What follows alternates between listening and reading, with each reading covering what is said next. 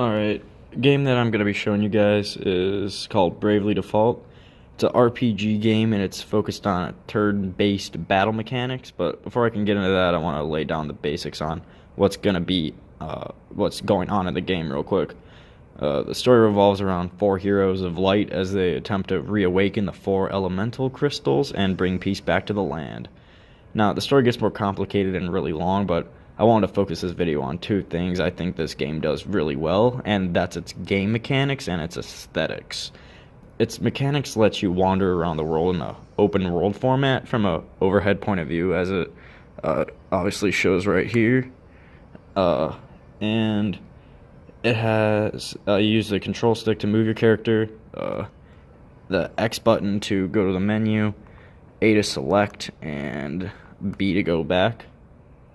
And one of the more interesting things about this game that I really like is the job system right here, which lets you assign certain skills and abilities to your characters, and it lets you customize your party for battles.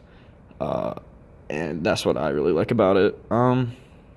And I can also heal members of my party through the menu right now. So I'm gonna do that right now because I don't want to go into the boss battle all injured. Alright, now I'm finally about to go in and fight this boss. Look! This crystal has also reverted. Wait, something lurks nearby. Another creature back from destruction. Here they come!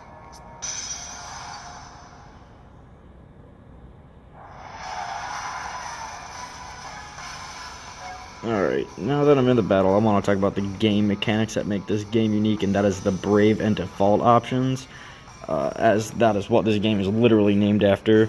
By using the left clicker button, you can Brave, and your Brave points show you the number of actions your character or enemy can take in a turn. And if you Brave into the negatives, you can go up to a max of like 4 actions within a turn, but when your Brave points get into the negatives, like it is right now, you have to wait until your BP gauge is reaches 0 again before your character can take a turn again. So if you Brave 4 times in a row, that means your enemy can attack you for 4 turns in a row. So using this option gives the game a bit of risk associated with it. Then there's the default option, which increases the amount of the Brave points you have, and reduces damage done by enemies. So by combining the Brave and Default options with some of your character skills, you can come up with your own unique strategy of taking down enemies, and it makes this game pretty fun to play. I think the mechanics are very well done. I don't really have that much bad to say about it, other than the fact that since this game is so long, I've already logged in over 100 hours in this file. The mechanics do get boring after playing it for so long, and it feels like you're just going through the motions. And once your characters get up to like level 99, which mine are at, you no longer get experience points, which kind of takes away from the game, because once you defeat an enemy, you want your levels to go up. So if I had to change anything in the game, I wish there wasn't a cap on the level, since it's satisfying to see your characters grow. So I'm just gonna Brave each time here and go and show you guys how this battle looks. Alright, that's how the first one looked. Now I'm gonna actually battle for a little bit here. Let's see. I will just attack straight forward, put some under damage, and attack 4 times in a row. And I will use a special with him. Use air splitter.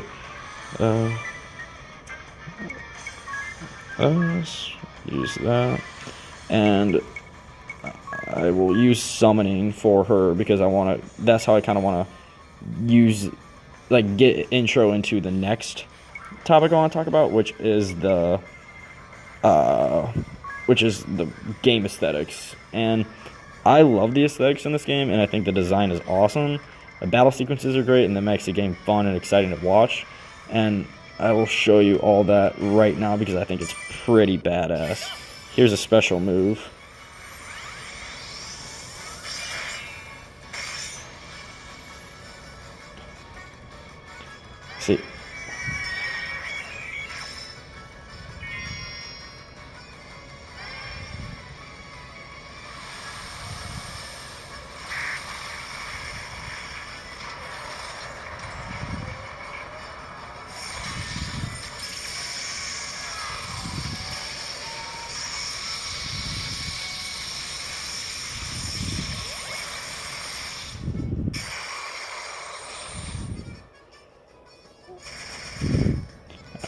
So now that you saw that, the last thing I kind of want to touch about is the music, because the music does an awesome job at making you, like you as a player, make you feel like you're in a life or death battle, and that makes this game even more enjoyable to play.